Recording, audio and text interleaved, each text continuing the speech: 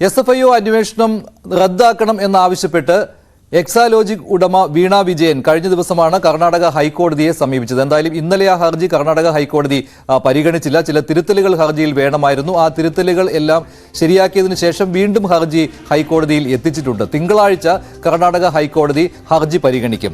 വീണ വിജയന് സമൻസും കിട്ടിയിട്ടുണ്ട് SFIOയിൽ നിന്ന്. വീണയുടെ ഹർജിയിൽ തിങ്കളാഴ്ച വിധി ഉണ്ടാകുവാനുള്ള സാധ്യതയുണ്ട്. വീണയെ കോടതി കനിയുമോ എന്നുള്ള ചോദ്യമാണ്. വീണ വിജയൻ കുടുങ്ങുമോ, വീണയെ കോടതി അനുകൂലമായ ഒരു തീരുമാനം നൽകി ഒരു ആശ്വാസം നൽകുമോ എന്നുള്ള കാര്യമാണ് അറിയുവാനുള്ളത്. രേഖകൾ ഹാജരാക്കുവാനുള്ള സമൻസ് അയച്ചിരിക്കുന്നത് SFIOയാണ്. അതിന് പ്രധാന കാരണം എന്ന് പറയുന്നത് രേഖകൾ ROCക്ക് നൽകിയിരുന്നില്ല വീണ വിജയൻ. അതുകൊണ്ട് തന്നെ ഇക്കാര്യത്തിൽ ഒരു വ്യക്തത വരുത്തേണ്ടതുണ്ട്. അതിനുവേണ്ടിയാണ് SFIOയുടെ സമൻസ്. അത് ചോദ്യം ചെയ്യുന്നതിന് വേണ്ടിയുള്ള സമൻസ് അല്ല, മറിച്ച് എക്സാലോജിക്കിന്റെ സാമ്പത്തിക ഇടപാടുകളും CMRലുമായുള്ള കരാറിന്റെ വിവരങ്ങളും നൽകുന്നതിന് വേണ്ടിയാണ്, ഇതിന്റെ രേഖകൾ ഹാജരാക്കുന്നതിന് വേണ്ടിയാണ് ഇങ്ങനെയൊരു സമൻസ് അയച്ചിരിക്കുന്നത്. എന്താണ് ഈ നീക്കത്തിന്റെ പ്രാധാന്യം എന്നുള്ളതാണ്. എക്സാലോജിക്കിന്റെ സാമ്പത്തിക ഇടപാടുകൾ അറിയണം എന്നുള്ളതാണ് ഏറ്റവും പ്രധാനപ്പെട്ട കാര്യം. അതേപോലെ തന്നെ ഈ രേഖ സംബന്ധിച്ചുള്ള കരാർ രേഖകൾ സംബന്ധിച്ചുള്ള വിവരങ്ങൾ കിട്ടണം, ഇതിനു വേണ്ടിയുള്ളതാണ്. അതേപോലെ സേവനം നൽകിയത് എന്തൊക്കെയാണ് എന്നുള്ള കാര്യവും SFIOയ്ക്ക് അന്വേഷണത്തിൽ അറിയേണ്ടതുണ്ട്. അതിനാലാണ് എക്സാലോജിക്കിന് സമൻസ് നൽകിയിരിക്കുന്നത്. ഇപ്പോൾ കൂടുതൽ വിവരങ്ങൾ നൽകുന്നതിന് വേണ്ടി TG സജിത്ത് ഉണ്ട് ന്യൂസ് ഡെസ്കിൽ.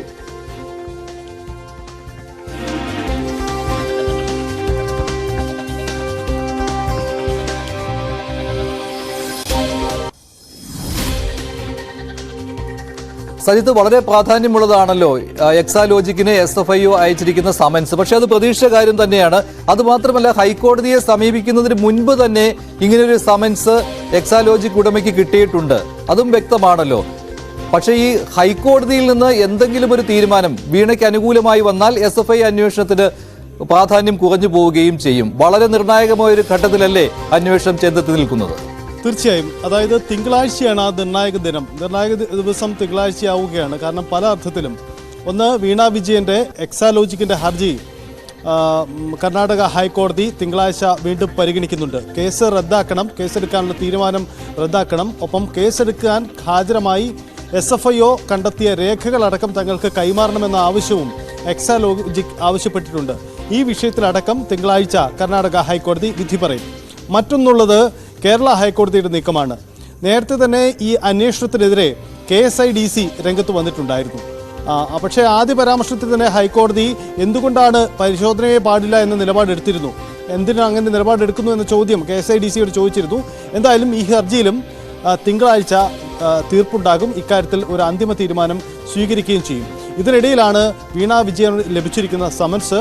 എന്തായാലും ഈ രണ്ട് ഹൈക്കോടതി തീരുമാനങ്ങളും അറിഞ്ഞ ശേഷം തുടർ നീക്കത്തിലേക്ക് കടക്കുകയായിരിക്കും SFIO വിഷയത്തിൽ എടുക്കുന്ന നിലപാട്. അങ്ങനെയെങ്കിൽ ഇത് അങ്ങേറ്റം നിർണായകമാണ്. കാരണം കോടതിയിൽ നിന്നും വീണ വിജയനും എക്സാലോജിക്കിനും എതിരായൊരു നീക്കമുണ്ടായാൽ സ്വാഭാവികമായും ഇപ്പോൾ SFIO നടത്തുന്ന അന്വേഷണം അത് കൂടുതൽ ശക്തമായി നീങ്ങും. വീണ വിജയനെ ചോദ്യം ചെയ്യാൻ വിളിപ്പിച്ചേക്കാം, കൂടുതൽ രേഖകൾ ആവശ്യപ്പെട്ടേക്കാം. അങ്ങനെ നിർണായകമായ നീക്കങ്ങളിലേക്കും പരിശോധനകളിലേക്കും SFIO കടക്കുമെന്നതാണ് സാഹചര്യം. അതുകൊണ്ട് തിങ്കളാഴ്ച അങ്ങേറ്റം നിർണായകമാണ്. ശരിയാണ് സജിത്ത്, തിങ്കളാഴ്ച വളരെ നിർണായകമാണ് വീണ വിജയന്. കാരണം SFIOയുടെ അന്വേഷണം റദ്ദാക്കണം എന്നുള്ള ആവശ്യമാണ് വീണ വിജയൻ ഉന്നയിച്ചിരിക്കുന്നത്. മറ്റൊരു കാര്യം കൂടിയുണ്ട്. CPM ഇക്കാര്യത്തിൽ കൂടുതൽ ശക്തമായിട്ട് തന്നെ വീണ വിജയൻ അനുകൂലമായിട്ട് രംഗത്തെത്തിയിരിക്കുകയാണ്. ഇതിൽ CPM സെക്രട്ടേറിയറ്റിന്റെ ഒരു രേഖ അത് കീഴ്ഘടകങ്ങൾക്ക് നൽകിയിരിക്കുകയാണ്. വളരെ അപൂർവമായ ഒരു സംഭവമാണിത്. കാരണം ഒരു നേതാവിന്റെ കുടുംബത്തിനെതിരെ ഉണ്ടായിട്ടുള്ള ആരോപണം അത് ന്യായീകരിക്കുന്ന രീതിയിൽ കീഴ്ഘടകങ്ങൾക്ക് നിർദ്ദേശം നൽകുന്നത് അപൂർവമാണ്. കോടിയേരി ബാലകൃഷ്ണന്റെ മകൻ ബിനീഷ് കോടിയേരിക്കെതിരെ ആരോപണം ഉണ്ടായപ്പോൾ ഇത്തരമൊരു കാര്യം കണ്ടിരുന്നില്ല. ഇതിൽ പറയുന്ന കാര്യങ്ങൾ ഇങ്ങനെയൊക്കെയാണ്. എക്സാലോജിക്കിനെ വെള്ളപൂശുന്നതാണ് CPMന്റെ രേഖ, കീഴ്ഘടകങ്ങൾക്കാണ് പാർട്ടി രേഖ ഇങ്ങനെ സർക്കുലേറ്റ് ചെയ്യുന്നത്. അതിൽ പറയുന്ന പ്രധാനപ്പെട്ട കാര്യങ്ങൾ ഇവയൊക്കെയാണ്. പാർട്ടി രേഖയിൽ പറയുന്നത് മുഖ്യമന്ത്രിയെ തേജോവധം ചെയ്യാനാണ് നീക്കം നടക്കുന്നത്. സ്വർണ്ണക്കടത്തിൽ ശരിയായ രീതിയിലുള്ള അന്വേഷണം നടന്നിരുന്നില്ല. എക്സാലോജിക് ഇടപാടിനെ വക്രീകരിക്കുകയാണ് ചെയ്യുന്നത്. ഇടപാട് നടത്തിയ കമ്പനിക്ക് പരാതിയില്ല. ഇതൊക്കെയാണ് പാർട്ടി രേഖയിൽ പ്രധാനമായിട്ടും പറയുന്നത്. VV അരുൺ ചേരുന്നുണ്ട് കൂടുതൽ വിവരങ്ങൾ നൽകുന്നതിന് വേണ്ടി. അരുൺ, ഈ പാർട്ടി രേഖ വായിച്ചു നോക്കുമ്പോൾ അതിൽ ഈ മുഖ്യമന്ത്രിയെ തേജോവധം ചെയ്യുന്നു എന്നുള്ള ഹെഡിലാണല്ലോ ഇങ്ങനെയുള്ള കാര്യങ്ങൾ പറഞ്ഞിരിക്കുന്നത്. പക്ഷേ അതിൽ വീണ വിജയന്റെ പേരെടുത്ത് പറയുന്നില്ല, പക്ഷേ എക്സാലോജി കമ്പനിയുടെ പേര് പറയുന്നുമുണ്ട്. സ്വാഭാവികമായിട്ടും വീണ വിജയനെ ന്യായീകരിക്കുന്ന രീതിയിൽ എന്തൊക്കെയാണ് യഥാർത്ഥ കാര്യങ്ങൾ എന്ന് കീഴ്ഘടകങ്ങളെ വ്യക്തമാക്കി കൊടുക്കുകയാണല്ലോ. വളരെ അപൂർവമായിട്ട് സംഭവിക്കുന്ന ഒന്നല്ലേ CPM-ൽ ഇത്. അങ്ങനെ കുടുംബങ്ങൾ എന്തെങ്കിലും ചെയ്തിട്ടുണ്ടെങ്കിൽ കുടുംബത്തിനെതിരെയുള്ള ആരോപണം വന്നാൽ അത് ന്യായീകരിക്കുന്നത് പാർട്ടിയുടെ ഒരു കീഴ്വഴക്കമല്ലല്ലോ.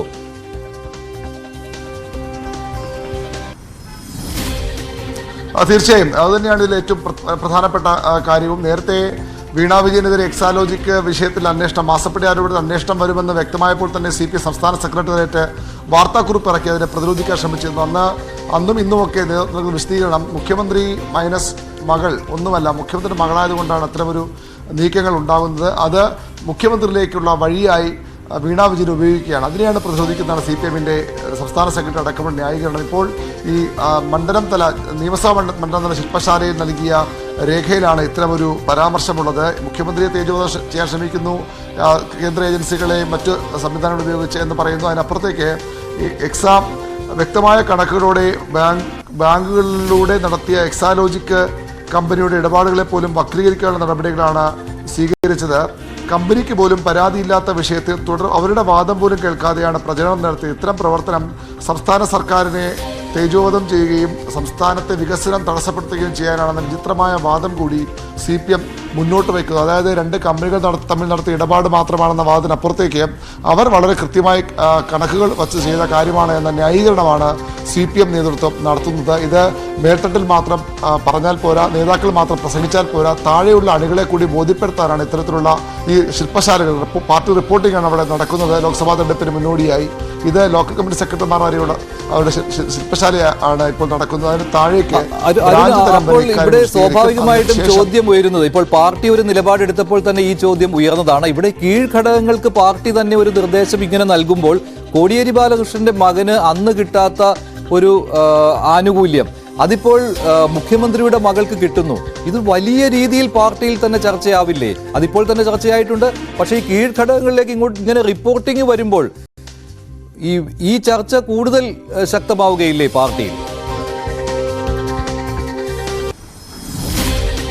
തീർച്ചയായും കോടിയേരി ബാലകൃഷ്ണന്റെ മക്കൾക്ക് രണ്ട് മക്കൾക്കെതിരെ പല ഘട്ടങ്ങളിലെ ആരോപണം ഉയർന്നിരുന്നു. പ്രത്യേകിച്ച് അവസാനം ബിനീഷ് കോടിയേരി കേസിൽപ്പെടുമ്പോൾ അന്ന് CPM-ന്റെ സംസ്ഥാന നേതൃത്വം, അന്ന് കോടിയേരി ബാലകൃഷ്ണൻ സംസ്ഥാന സെക്രട്ടറി, അദ്ദേഹം കേസ് ബിനീഷ് നേരിടും, അതിൽ പാർട്ടിക്ക് പങ്കില്ല എന്ന് പറഞ്ഞ് പൂർണ്ണമായും തള്ളിപ്പറയുകയാണ് ചെയ്തത്. പക്ഷേ അങ്ങനെയല്ല വീണ വിജയന്റെ വിഷയമെന്ന് അപ്പോൾ CPM സംസ്ഥാന സെക്രട്ടറി വാർത്താക്കുറിപ്പ് ഇറക്കുന്നു. പിന്നീട് അടിക്കടി CPM-ന്റെ നേതാക്കൾ, സംസ്ഥാന സെക്രട്ടറി അടക്കമുള്ള നേതാക്കൾ വീണ വിജയനെ പൂർണ്ണമായും ന്യായീകരിക്കുന്നു. ആ എക്സാലോജിക് കമ്പനിയുടെ ഇടപാടുകൾ യാതൊരുവിധ പിഴവും ഉണ്ടായിട്ടില്ല, കൃത്യമായ ഒരു കാര്യങ്ങൾ ചെയ്തു, രാഷ്ട്രീയമായി മുഖ്യമന്ത്രിയിലേക്ക് എത്താനുള്ള വഴിയായി വീണ വിജയൻ ഉപയോഗിക്കുന്ന പ്രതിരോധ തന്ത്രമാണ് തീർക്കുന്നത്. സ്വാഭാവികമായും അണികൾക്കിടയിൽ ഇത് വലിയ അമർഷമുണ്ട്, ആശങ്കയുണ്ട്, അവ്യക്തതയുണ്ട്. അതുകൊണ്ടുകൂടിയാണ് അവ്യക്തത മാറ്റാൻ നേതൃത്വം ഇത്തരമൊരു നിലപാട് അറിയിക്കുന്നത്. മുഖ്യമന്ത്രി ലക്ഷ്യമിട്ടാണ് കേന്ദ്ര ഏജൻസി മുന്നോട്ട് നീങ്ങുന്നത്. അതിലൊരു ഉപകരണമായി മുഖ്യമന്ത്രിയുടെ മകളെ മാറ്റുകയാണ്. അതിനെ പ്രതിരോധിക്കേണ്ടത് പാർട്ടി അംഗങ്ങളുടെ, പാർട്ടിയുടെ മൊത്തം ചുമതലയെന്ന് വരുത്തി തീർക്കാനാണ് CPM-ന്റെ ഇപ്പോഴത്തെ ശ്രമം.